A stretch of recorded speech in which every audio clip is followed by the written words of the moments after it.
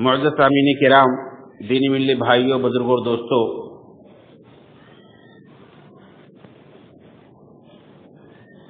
गुज़िश्ता कई जुमा पहले एक सिलसिला शुरू किया गया है सीरत उमर बिन अब्दुल अजीज रहमतुल्लाह अलैह।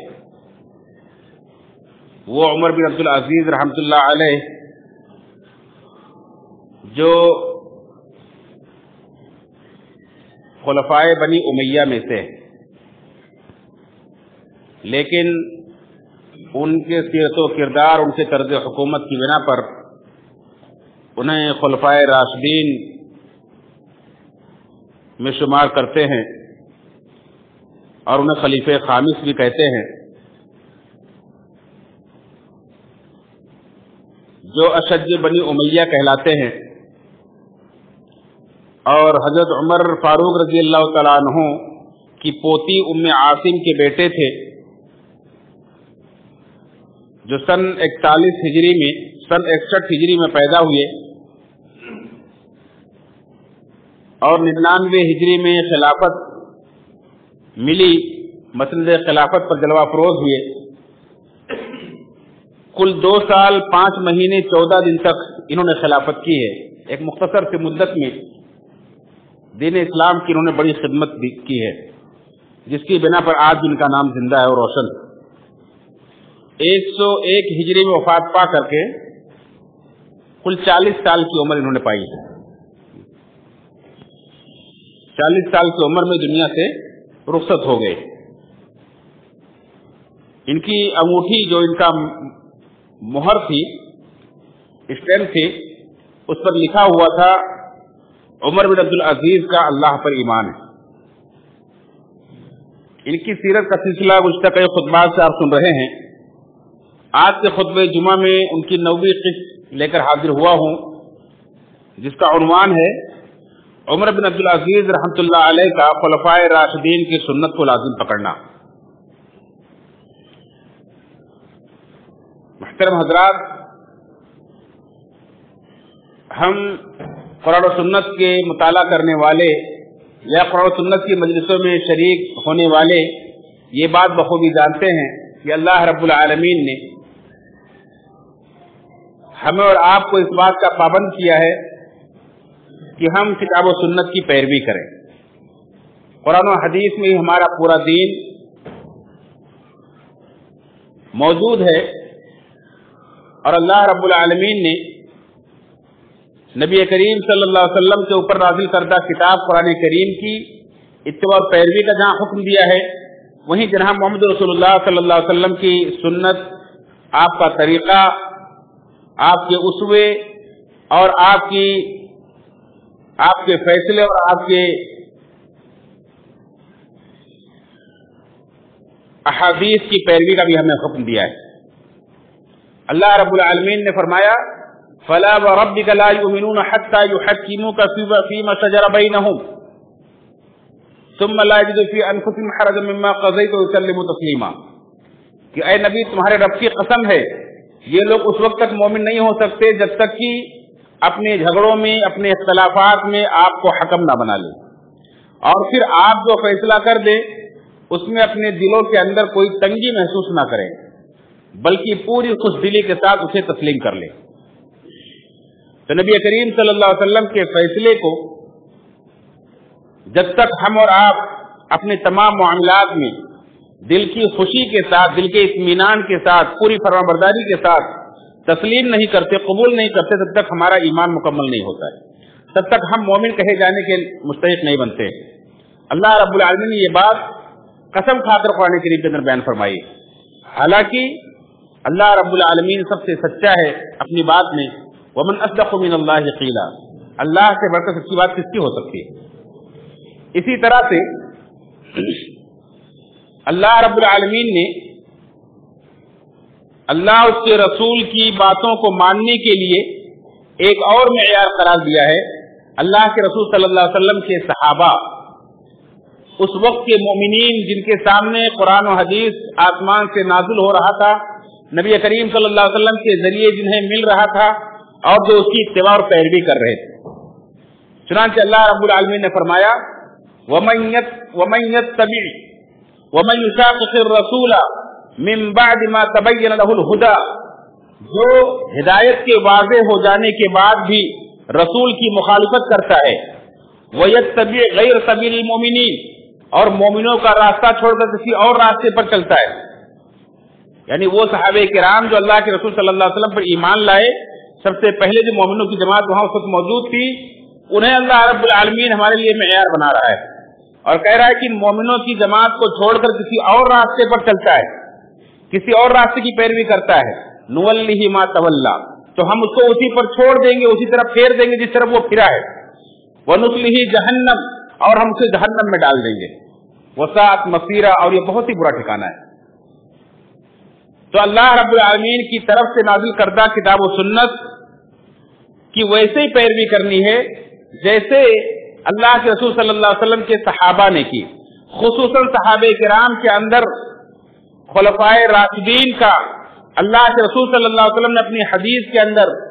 انہیں باقاعدہ ان کی سنت کو لازم پکڑنے کا حکم دیا ہے، جیسا کہ اس سلسلے میں جہاں بہت ساری دلیلیں ہیں، ایک بہت واضح دلیل جو ابو داؤد اور ترمذی کے اندر مروی ہے، جس کے راوی عرباض بن ساریہ رضی اللہ تعالیٰ عنہ فرماتے ہیں کہ ایک مرتبہ اللہ کے رسول صلی اللہ علیہ وسلم نے ہمیں خطبہ دیا تو بہت ہی جامع اور بہت ہی بلیغ خطبہ دیا، اتنا مؤثر خطبہ تھا، ایسے لگ رہا تھا کہ الوداعی خطبہ ہے، ایک دم بالکل آخری وقت میں آپ ہمیں کوئی خاص نصیحت خاص وصیت کر رہے ہوں۔ اس قدر اس کا اثر ہوا ہمارے دلوں پر کہ ہمارے دل ڈر گئے، ہماری آنکھیں بہہ پڑی، آنکھوں سے آنسو جاری ہو گئے، ایسا خطبے کا اثر ہوا اللہ کے رسول صلی اللہ علیہ وسلم کا۔ تو اس وقت ہم نے سوال کیا اللہ کے رسول صلی اللہ علیہ وسلم سے کہ اللہ کے رسول صلی اللہ علیہ وسلم، ایسا لگتا ہے کہ آپ کا الوداعی خطبہ ہے، تو آپ اس موقع پر ہمیں کچھ وصیت کر دیجئے، کچھ خاص باتوں کی تاکید کر دیجئے۔ تو اللہ کے رسول صلی اللہ علیہ وسلم نے سب سے پہلے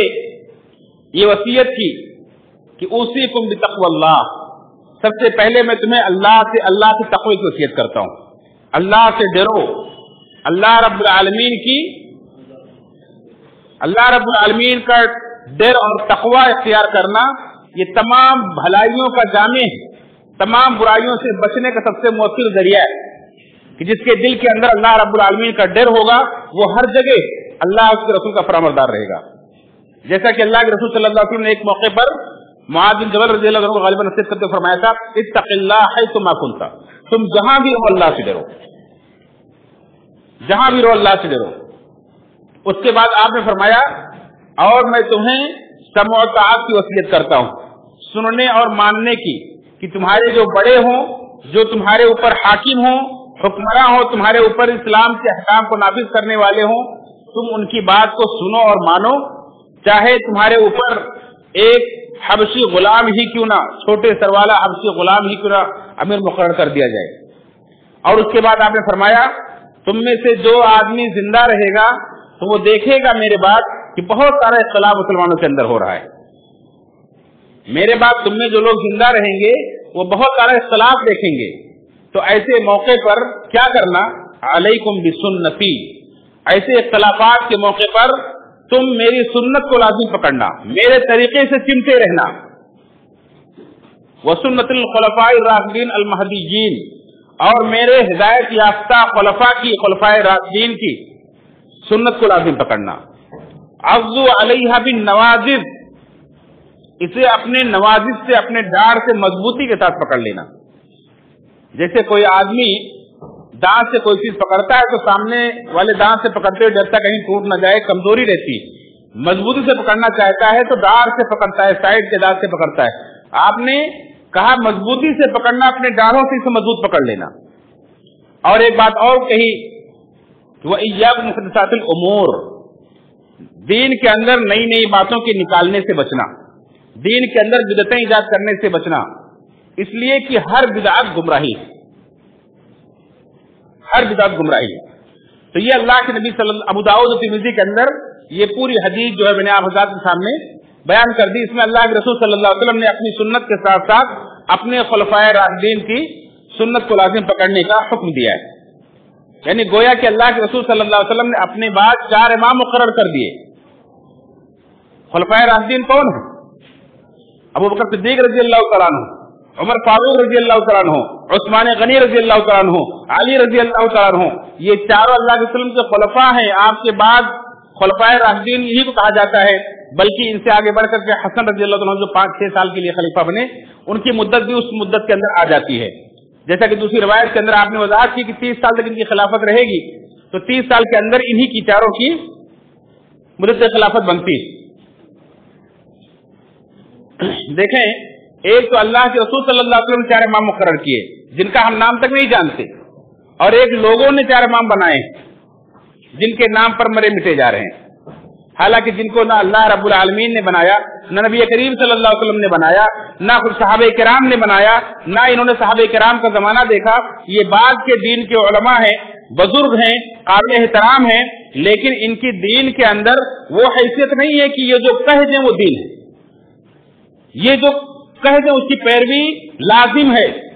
بلکہ ان کی بات تو کتاب و سنت پر، خلفائے راشدین کی سنت پر پیش کی جائے گی. اگر ان کی بات اس کے موافق ہے تو لی جائے گی، ورنہ چھوڑ دی جائے گی.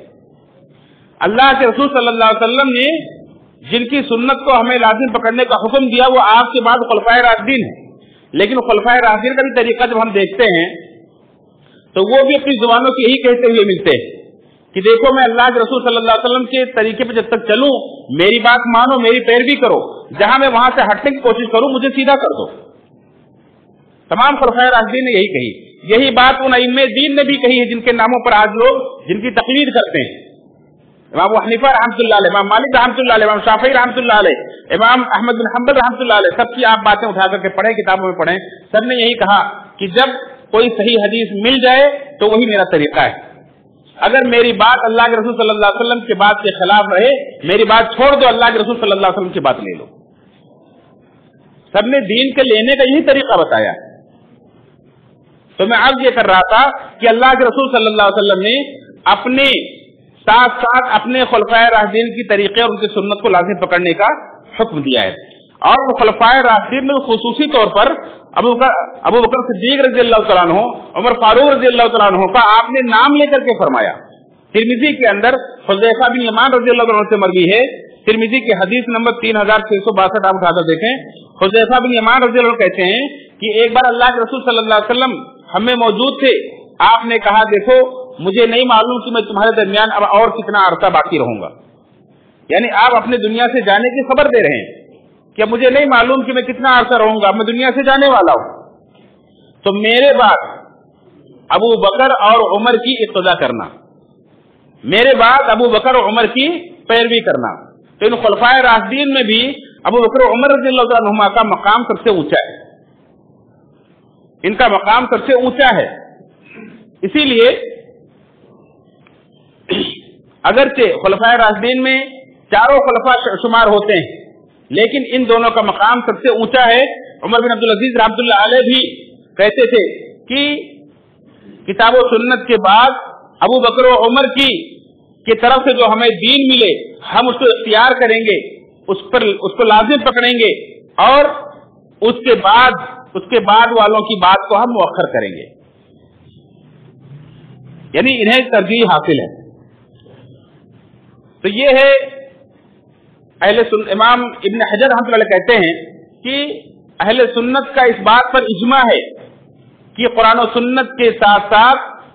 خلفائے راشدین کے طریقے کو عقائد میں، احکام میں، دیگر معاملات میں ان کے طریقے کو، ان کی سنت کو بھی حجیت حاصل ہے، اور انہیں بھی دلیل کے طور پر لیا جاتا ہے، اور ان کی پیروی کرنا بھی ہمارے اوپر لازم ہے. خلفائے راشدین کی سنت کی پیروی ہمارے اوپر لازم ہے. یہ سارے مسلمانوں کے لیے. لیکن آپ جانتے ہیں کتاب و سنت کو، خلفائے راشدین کی سنت کو اگر ایک عام آدمی کرے، اس پر عمل کرے، دین کے اوپر عمل کرتا ہے، تو اس کا اثر اس کی اپنی ذات تک ہوتا ہے، اس کے اپنے اعمال تک ہوتا ہے. لیکن ایک ذمہ دار آدمی کرتا ہے، ایک وقت کا امام کرتا ہے، وقت کا حاکم جب کسی چیز کو نافذ کرتا ہے تو وہ اس کا اثر پوری جماعت پر اور پورے مسلمانوں پر، بلکہ آنے والی نسلوں پر بھی اس کا اثر پڑتا ہے. آنے والی نسلوں کو اس کا اثر باقی رہتا ہے۔ اس لیے آج کے خطبہ جمعہ میں اس چیز کو ہمیں دیکھنے کی ضرورت ہے کہ عمر بن عبدالعزیز رحمۃ اللہ علیہ کی حکومت کو، ان کی خلافت کو کون سی چیز ممتاز کرتی ہے؟ جہاں بہت ساری چیزیں ہیں وہی یہ چیز بھی ہے کہ عمر بن عبدالعزیز رحمۃ اللہ علیہ اپنے دور خلافت میں، اپنی پوری زندگی میں، بلکہ اپنے دور خلافت میں قرآن و سنت کے ساتھ ساتھ خلفائے راشدین کی سنت کو بھی لازم پکڑتے تھے اور اس کو اختیار کرتے تھے۔ جیسے کہ بہت ساری روایتیں، بہت ساری دلیلیں اس سلسلے میں موجود ہیں۔ خلیفہ بننے کے بعد عمر بن عبدالعزیز رحمۃ اللہ علیہ نے سب سے پہلا کام یہ کیا کہ خلیفہ بننے کے بعد اپنے سارے والیوں کو، پورے عالم اسلام کے خلیفہ ہیں اور ان کے تحت جہاں دوسرے علاقوں کے گورنر ہیں، والی ہیں، ان سب کو خط لکھتے ہیں اور اس خط میں جہاں خلیفہ کی طرف سے احکامات صادر کیے جا رہے ہیں، کس طرح کے احکام دیے جا رہے ہیں آپ دیکھیں۔ کہتے ہیں کہ میں تم کو اللہ کے تقوی کی وصیت کرتا ہوں، میں تم کو اللہ کے تقوی کی وصیت کرتا ہوں اور اس کے نبی کی سیرت اور سنت کی اقتدا کرنے کی وصیت کرتا ہوں۔ یہ اپنے سارے والیوں کو وصیت کر رہے ہیں۔ اب آپ سوچیں کہ جو خلیفہ اپنے سارے ماتحتوں کو، سارے چھوٹے چھوٹے حکام کو یہ آرڈر دے کہ اپنی زندگی میں، اپنے طرز حکومت میں اللہ کے تقوی کو بنیاد بناؤ، اللہ کے رسول صلی اللہ علیہ وسلم کی سیرت کو بنیاد بناؤ، اس پر کتنا خوشگوار اثر پڑے گا کہ جہاں نہ کوئی منمانی ہے، نہ اپنے خواہشات کی پیروی ہے، جہاں اللہ اس کے رسول کا فیصلہ نافذ کیا جا رہا ہے۔ اسی طرح سے حاجب بن خلیفہ برزمی کہتے ہیں کہ میں آپ کے ساتھ تھا جب آپ خطبہ دے رہے تھے، خلیفہ بننے کے بعد آپ نے خطبہ دیا اور اس خطبے میں آپ نے فرمایا کہ جو باتیں نبی صلی اللہ علیہ وسلم نے، جو باتیں نبی کریم صلی اللہ علیہ وسلم نے کہی ہیں اور نبی کریم صلی اللہ علیہ وسلم جو احکام ہمیں دیے ہیں، ہم ان کو لازم پکڑیں گے اور وہ دین ہیں، اور آپ کے دونوں ساتھیوں ابو بکر صدیق رضی اللہ تعالیٰ عنہ اور عمر فاروق رضی اللہ تعالیٰ عنہ نے جن چیزوں کو سنت قرار دی ہے وہ دین ہے اور ہم انہیں وہی دین ہے اور ہم اسے لازم پکڑیں گے۔ یہ اپنے خط میں بھی کہہ رہے ہیں اور اپنے خطبے میں بھی برملا لوگوں کے مجمع میں اعلان کر رہے ہیں کہ ہماری حکومت کا طرز، ہماری حکومت کا طریقہ یہی ہوگا کہ ہم اللہ کے رسول صلی اللہ علیہ وسلم کے طریقے اور اسوے کو اپنائیں گے اور آپ کے دونوں ساتھی ابو بکر صدیق رضی اللہ تعالیٰ عنہ اور عمر فاروق رضی اللہ عنہ کے طریقے کو اپنائیں گے۔ بلکہ ایک موقع پر تو انہوں نے کہا کہ میں چاہتا ہوں، میری یہ خواہش ہے کہ میں اللہ کے رسول صلی اللہ علیہ وسلم کی سنت کو، ایک ایک حکم کو، جو کچھ احکام دیے ہیں سب کو نافذ کرو اپنی زندگی میں، چاہے اس کے بدلے میں میرے جسم کا ایک ایک ٹکڑا کاٹا جائے اور میری روح پرواز کر جائے۔ اس کے لیے چاہے میرے جسم کا ایک ٹکڑا کاٹا جائے اور میری روح پرواز کر جائے، لیکن میری یہ خواہش ہے کہ میں تم لوگوں کے اندر اللہ کے رسول صلی اللہ علیہ وسلم کی سیرت اور آپ کے خلفاء کی سیرت کو نافذ کروں۔ اسی طرح سے جب آپ خلیفہ بنے تو آپ نے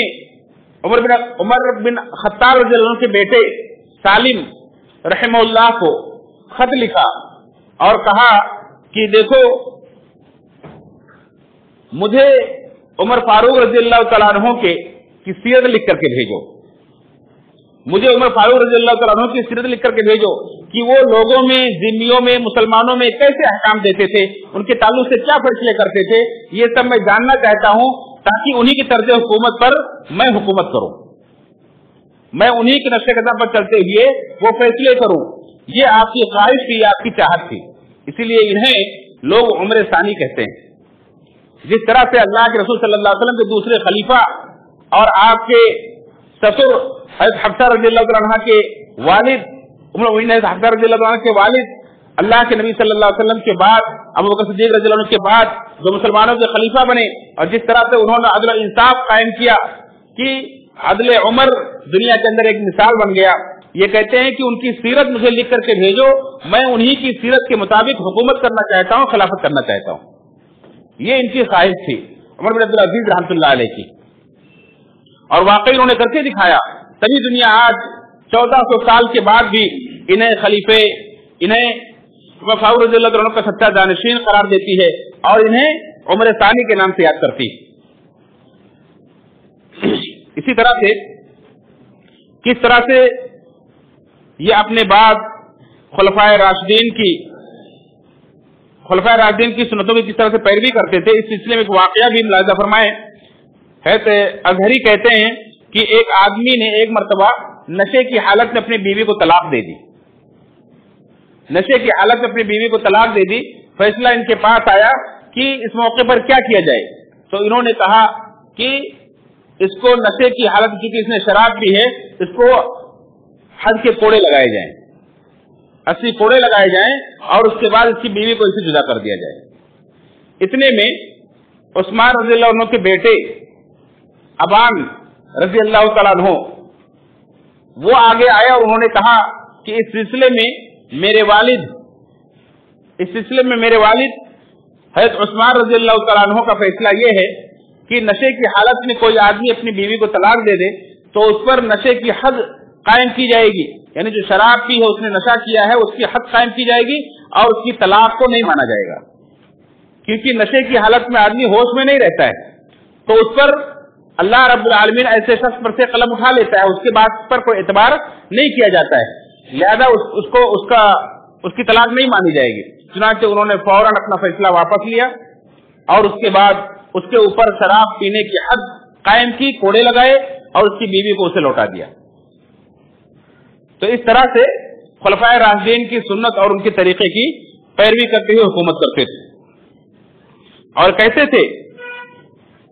कि जो आदमी खुलफाए राशिदीन की सुन्नत से निकल गया वो अहले ईमान के जुमरे से, अहले ईमान के गिरोह से निकल गया और वो उन गुमराह फिरकों में दाखिल हो गया है जिसका अंजाम, जिसका ठिकाना जहन्नम है। यानी खुलफाए राशिदीन के तरीके से निकल जाना और किसी और रास्ते में को इख्तियार कर लेना, ये गुमराही की निशानी करार देते थे और कहते थे कि उन्हीं की पैरवी में हिदायत है। इसी तरह से उमर बिन अब्दुर्रहमान बिन कासिम ये अपने वालिद से रिवायत करते हैं, कहते हैं कि मेरे वालिद ये कहते थे कि उमर बिन अब्दुल अजीज रहमतुल्लाह अलैह का ये कौल मुझे इंतहाई पसंद है। कौन सा कौल? कि उमर बिन अब्दुल अजीज रहमतुल्लाह अलैह सहाबे किराम के दीन के मामलात के बारे में जो मुख्तलिफ अक़वाल मिलते हैं कि एक मसला है, उस मसले के ताल्लुक से किसी सहाबी कुछ और राय है, किसी सहाबी कुछ और राय है। किसी ने कोई हदीस सुनी और उसके ताल्लुक से अपनी राय बना ली और किसी ने दूसरी हदीस दूसरे से कुछ मसला अख़ज़ किया और अपनी राय बना ली। तो सहाबे किराम के दरमियान जो बहुत सारे मसाइल के बारे में इख्तलाफात पाए जाते हैं, कहते हैं कि मुझे ये पसंद है कि सहाबे किराम के दरमियान इख्तलाफ हो। क्यों? इससे दीन के अंदर वसाअत पैदा होती है, कि बाद में आने वाले लोगों के लिए सहाबे किराम एक तरह से उसवा हैं, एक मेयार हैं कि जिस सहाबी का कौल भी जिसको मिल जाए, यानी नबी करीम सल्लल्लाहु अलैहि वसल्लम और खुलफाए राशिदीन के बाद सहाबे किराम को भी दर्जा देते हैं कि जिस सहाबी का कौल उसे मुनासिब मालूम हो उस पर वो अमल करे। इससे दीन के अंदर वसाअत पैदा होती है। तो मुझे ये पसंद है कि सहाबे किराम का जो इख्तलाफ है आपस में दीन के मामलात के बारे में, वो मुझे पसंद है, कहते हैं। इसको समझने की जरूरत है कि बहुत सारे लोग इस चीज को लेकर के सहाबे किराम से बेजारी जाहिर कर देते हैं। बहुत सारे लोग सहाबे किराम पर एतराज करने खड़े हो जाते हैं, लेकिन सहाबे किराम का तक़वा, उनका ईमान अपनी जगह पर मुसल्लम है। समझ का इख्तलाफ हो सकता है और अल्लाह के रसूल सल्लल्लाहु अलैहि वसल्लम ने ऐसे मौके पर जब मुज्तहिदीन दीन के बारे में कोई राय कायम करते हैं अपने इज्तिहाद की रोशनी में, तो या तो वो गलती करते हैं या तो वो दुरुस्तगी को पा लेते हैं। तो अगर सही बुखारी की रवायत है कि जब वो दुरुस्तगी को पा लेते हैं, कोई फैसला करने में दुरुस्त फैसला कर ले जाते हैं, तो उन्हें दोहरा अजर मिलता है, एक उनकी कोशिश का और दूसरा उनके दुरुस्त पा लेने का। और जब वो गलती कर जाते हैं फैसला करने में, तो उन्हें एक अजर मिलता है उनकी इज्तिहाद का, क्योंकि वो अपनी राय बनाने में, अपना फैसला करने में गलती कर बैठे हैं, लेकिन चूंकि वो मुखलिस हैं, चूंकि वो सुन्नत की पैरवी करना चाहते हैं, क्योंकि अल्लाह के नबी सल्लल्लाहु अलैहि वसल्लम से ही दीन ले रहे हैं, اس لیے انہیں ایک اجر ملے گا کہ انہوں نے دین کے معاملے میں اجتہاد کیا ہے. تو یہ چیز باریکی سمجھنے کی ضرورت ہے. اسے جانتے تھے عمر بن عبدالعزیز رحمۃ اللہ علیہ, اس لیے کہتے ہیں کہ صحابہ کرام کے جو اختلافات دین کے معاملے میں وہ مجھے پسند. ہاں, رہی بات صحابہ کرام جو آپس میں اجتہاد ہی کی بنیاد پر ایک دوسرے کے خلاف ہتھیار اٹھائے, ایک دوسرے سے بعض معاملات میں جنگیں ہوئی ہیں, جیسے حضرت علی رضی اللہ عنہ اور معاویہ رضی اللہ عنہ کے درمیان جنگ صفین ہوئی ہے, حضرت علی رضی اللہ عنہ اور حضرت عائشہ رضی اللہ عنہ کے درمیان جنگ جمل ہوئی ہے. تو یہ جو ان کے درمیان اختلافات ہوئے, لڑائیاں ہوئی, ان کے تعلق سے کیا کسی بعد میں آنے والے کو یہ حق حاصل ہے کہ انہیں اس کی وجہ سے برا بھلا کہے؟ نہیں. اس سلسلے میں ان سے پوچھا گیا تو انہوں نے کہا کہ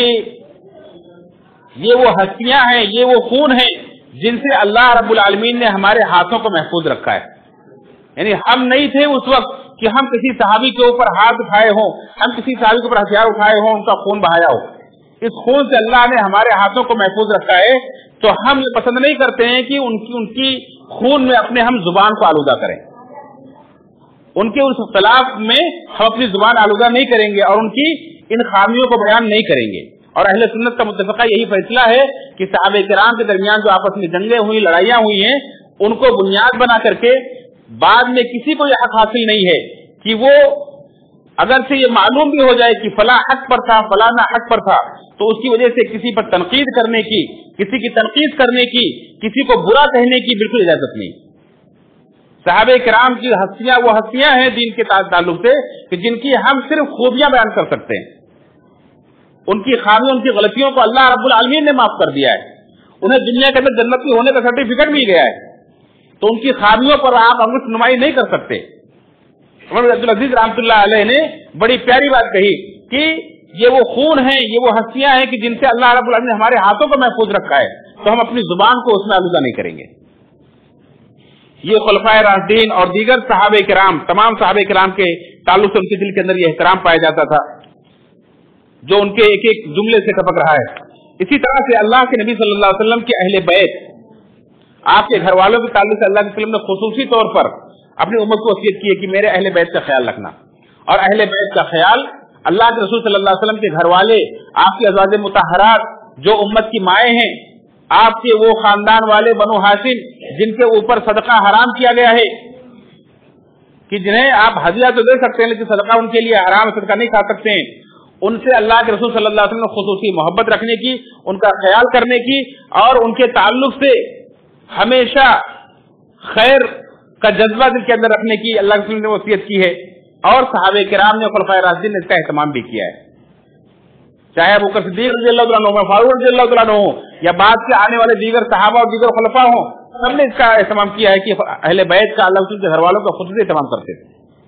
عمر بن عبدالعزیز رحمۃ اللہ علیہ یہ بھی اپنے دور میں جب خلیفہ بنے تو خلیفہ بننے کے بعد انہوں نے سب سے پہلا جو مال بانٹا, خلافت کی کرسی پر جلوہ افروز ہونے کے بعد مسلمانوں میں سب سے پہلا جب انہوں نے مال تقسیم کیا تو سب سے پہلے اللہ کے رسول صلی اللہ علیہ وسلم کے اہل بیت کا خیال رکھا اور سب سے پہلے ان کے اندر تقسیم کیا اور انہیں اس قدر دیا کہ ان کی عورتوں کا حصہ دیگر اہل بیت کے علاوہ دیگر مردوں کے برابر مقرر کیا, ان کے بچوں کا حصہ عورتوں کے برابر مقرر کیا. اس طرح سے انہیں دوسروں پر ترجیح دیتے تھے. اللہ کے رسول صلی اللہ علیہ وسلم کے اہل بیت کا خیال رکھتے تھے اور ان سے دلی محبت بھی رکھتے تھے. ایک بار ان کی مجلس لگی ہوئی تھی, لوگ بیٹھے تھے آپس میں باتیں کر رہے تھے اور ان باتوں کے درمیان لوگ تذکرہ کر رہے تھے لوگوں کے زہد کا کہ مسلمانوں کی جماعت میں صحابہ کرام میں کون زیادہ بڑا زاہد تھا, کون بڑا نیک تھا, کون بڑا پاک باز تھا. سب کے تذکرے ہو رہے تھے مختلف لوگوں کے مجلسوں میں. دیکھیں ہم آج اپنی مجلسوں پر غور کریں, ہماری مجلسیں ہوتی ہیں, ہم برے لوگوں کا تذکرہ کرتے ہیں کہ کون معاشرے کے اندر بڑا بدمعاش ہے, کون بڑا برا ہے, اس کی برائیاں ڈھونڈ ڈھونڈ کر نکال کر لا کر اور بیان کرتے ہیں. یہ اچھی عادت نہیں ہے, یہ اچھی مجلسوں کی پہچان نہیں ہے. دیکھیں ان کی مجلسیں ہوتی تھی کہ نیک لوگوں کا تذکرہ کیا جاتا تھا اور نیک لوگوں کی نیکی کو گنایا جاتا تھا, بیان کیا جاتا تھا. فلاں آدمی بڑا متقی ہے, فلاں آدمی بڑا پرہیزگار ہے, فلاں کے اندر یہ خوبی ہے, فلاں کے اندر یہ نیکی ہے. ہماری مجلسیں بھی ایسی مجلسیں بابرکت ہو سکتی ہیں جو ہم اپنی مجلسوں کے اندر نیک لوگوں کے تذکرے کریں. نیک لوگوں کے تذکرے سے دوسرے لوگوں کے اندر نیکی کا جذبہ پیدا ہوتا ہے، لیکن ہم جب لوگوں کی برائیاں بیان کرتے ہیں مجلسوں کے اندر تو اس سے کوئی فائدہ نہیں ہوتا ہے، صرف معاشرے کے اندر گندگی پھیلتی اور ہمارے دل بھی گندا ہوتے ہیں، ہمارے نام اعمال بھی گندا ہوتے ہیں، ہماری اپنی نیکیاں جو ہم نماز پڑھ کر روزہ رکھ کر دیگر نیکیاں کر کے ہم اکٹھا کرتے ہیں اور دوسروں کے کھاتے میں چلی جاتی ہے۔ تو میرے کہنے کا مقصد یہ ہے کہ عمر بن عبدالعزیز رحمۃ اللہ علیہ کی مجلس تھی، اس مجلس میں زاہدوں کا تذکرہ ہو رہا تھا، تو عمر بن عبدالعزیز رحمۃ اللہ علیہ نے کہا کہ سب سے بڑے زاہد تو علی رضی اللہ تعالیٰ عنہ تھے۔ دیکھیں کس طرح سے اللہ کے رسول صلی اللہ علیہ وسلم کے خانوادے کا احترام دل کے اندر پایا جاتا ہے، اور ان کی زبان سے یہ جملہ نکلتا ہے کہ سب سے بڑے زاہد تو علی رضی اللہ تعالیٰ عنہ تھے۔ علی رضی اللہ عنہ سے بڑا زاہد کون ہو سکتا ہے کہ جو اللہ کے عبادت گزار، دنیا سے بیزار، دنیا سے بے رغبت انسان۔ تو یہ اس طرح سے اچھائی کے ساتھ اللہ کے وسلم کے گھر والوں کا اور خلفائے راشدین کا تذکرہ بھی کیا کرتے تھے۔ یہ بہت مختصر سی باتیں تھی جو مختصر وقت میں میں نے حضرات کے سامنے رکھی ہیں، ورنہ باتیں اور بھی ہیں، وقت اجازت نہیں دیتا ہے۔ اسی پر اپنی بات کو ختم کرتا ہوں، اللہ رب العالمین سے دعا کرتے ہیں کہ رب العالمین ہم سب کو بھی اپنے اسلاف کے نقش قدم پر چلائے، اور جو اللہ رب العالمین ہمیں کبھی بھی کہیں بھی اقتدار دے اور اللہ اس کے رسول کے دین کی خدمت کرنے کی ہمیں موقع دے، تو ہم بھی اپنے اسلاف کے نقش قدم پر چلتے ہوئے اللہ کی کتاب، اللہ کے رسول کی سنت اور خلفائے راشدین کی زندگی، ان کی سیرت سے روشنی لیتے ہوئے اپنی زندگیاں گزاریں، اپنے فیصلے کریں اور لوگوں کو اس سے فائدہ پہنچائیں۔ اللہ تعالیٰ سے دعا ہے رب العالمین ہم سب کو اسی طرح سے اپنے اسلاف کے اقوال، ان کے آثار اور ان کے اسوے کو پڑھنے کی، سننے کی، سمجھنے کی اور اپنی زندگیوں میں اتارنے کی توفیق فرمائے۔ اللہ تعالیٰ ہمیں جب تک دنیا کے اندر زندہ رکھے تو نیکی اور خیر پر زندہ رکھے، دین اسلام پر زندہ رکھے، جب بھی دنیا سے اٹھائے تو حالت ایمان پر اٹھائے، جنت الفردوس میں ہمارا ٹھکانہ بنائے، ہمیں جہنم کے عذاب سے بچائے۔ بارہ الہ جہاں بھی مسلمان ہم بھائی پریشان حال، ان کی پریشانی کو دور فرما۔ بارہ الہ ہمارے معاشرے کو امن و امان عطا فرما، خوشحالی عطا فرما۔ رب العالمین ہمیں ہمارے اندر اتحاد و اتفاق پیدا فرما، ہمارے بیماروں کو شفا عطا فرما، ہمارے مزدور حال بھائیوں کی پریشانی کو دور فرما۔ رب العالمین جو بیماروں میں، جو ہاسپٹلوں میں پڑے ہیں، رب العالمین انہیں شفا یابی عطا فرما۔ جو ایمان کے ساتھ ہمارے بھائی بہن رخصت ہو چکے ہیں، ان کے گناہوں کو معاف فرما، انہیں قبر کے عذاب سے بچا، جہنم کے عذاب سے بچا، جنت الفردوس میں جگہ عطا فرما۔ رب العالمین ہم سب کو دنیا آخرت کا ہر فتنے، ہر مصیبت سے محفوظ فرما، جنت الفردوس میں ہمارا ٹھکانہ بنا، ہمیں جہنم کے عذاب سے، قبر کے عذاب سے نجات عطا فرما۔ آمین تقبل یا رب العالمین۔ ان اللہ وملائکتہ یصلون علی النبی یا ایھا الذین آمنوا صلوا علیہ وسلموا تسلیما اللهم صل علی محمد وعلی آل محمد كما صلیت علی ابراہیم وعلی آل ابراہیم انک حمید مجید اللهم بارک علی محمد وعلی آل محمد كما بارکت علی ابراہیم وعلی آل ابراہیم انک حمید مجید۔ عباد اللہ رحمکم اللہ، ان اللہ یأمر بالعدل والإحسان وإیتاء ذی القربى وینہی عن الفحشاء والمنکر والبغی یعظکم لعلکم تذکرون اذکروا اللہ یذکرکم وادعوہ یستجب لکم ولذکر اللہ اکبر۔